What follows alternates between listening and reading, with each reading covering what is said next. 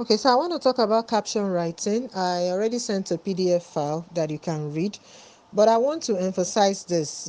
When you listen to this voice note, it will be able to also guide you better. Whenever you want to write captions, don't be strict. Don't be salesy, too salesy, and don't be too serious all the time. You can be as fun as possible. You can be free. You just write and let it flow as if you're talking to a friend, but you must pay attention to your first two lines.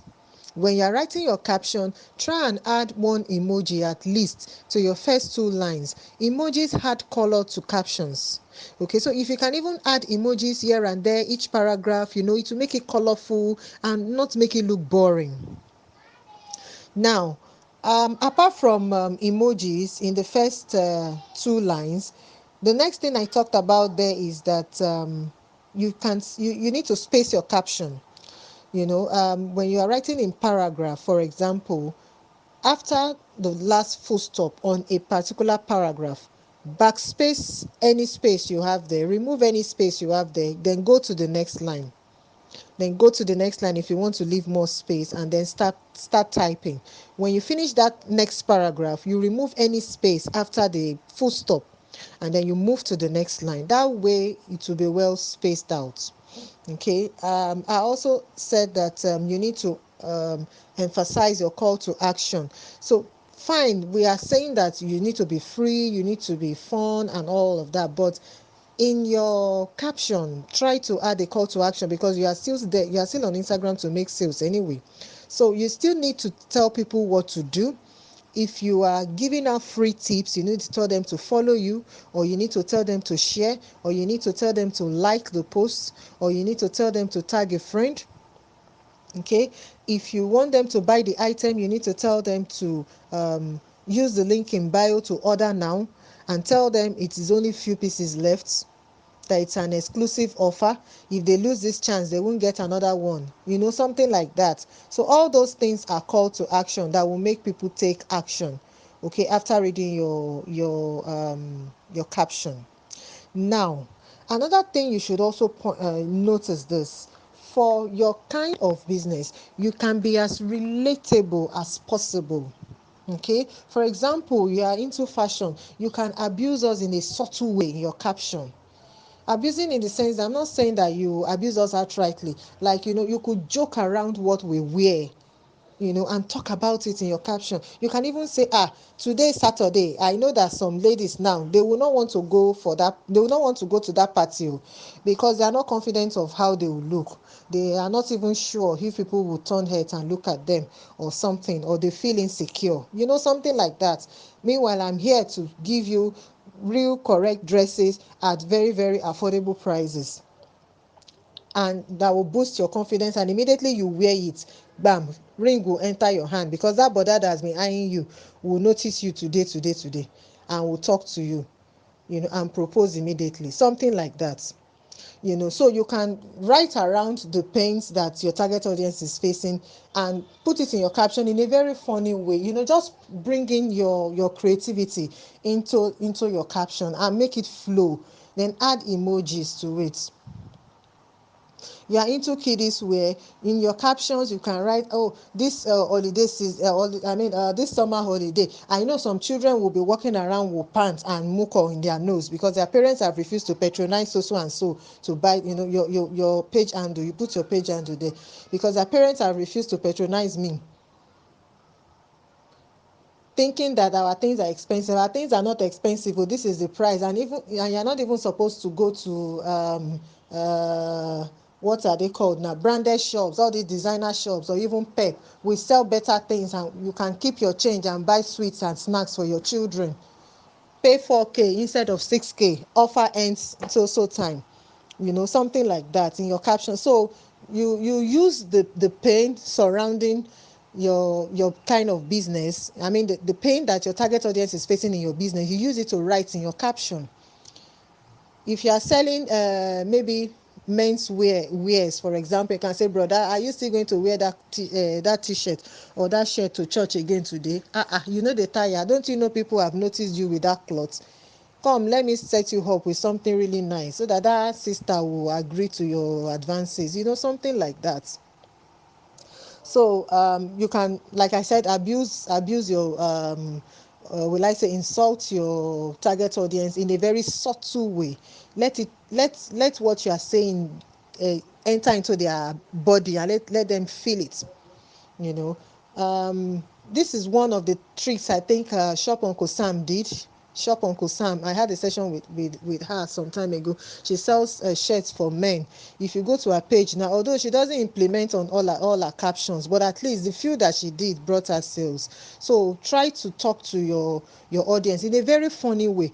You can even do videos and then come online and talk to us in very funny ways. The next thing, people will start sharing that video because you made us laugh. But we'll still talk about videos anyway. So that's how you just write caption. Let it flow. In fact, write caption as if you are doing bebo.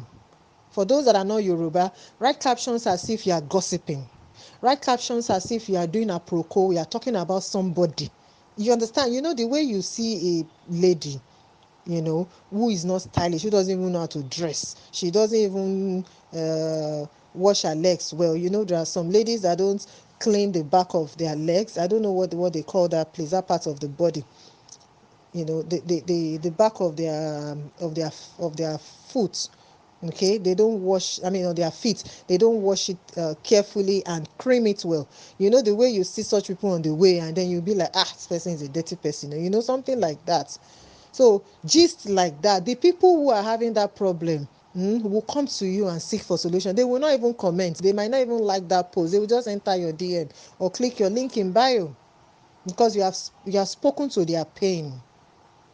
You are selling kayamata, for example. What are the pains surrounding kayamata? Use it to talk to us in your caption when you are selling your products.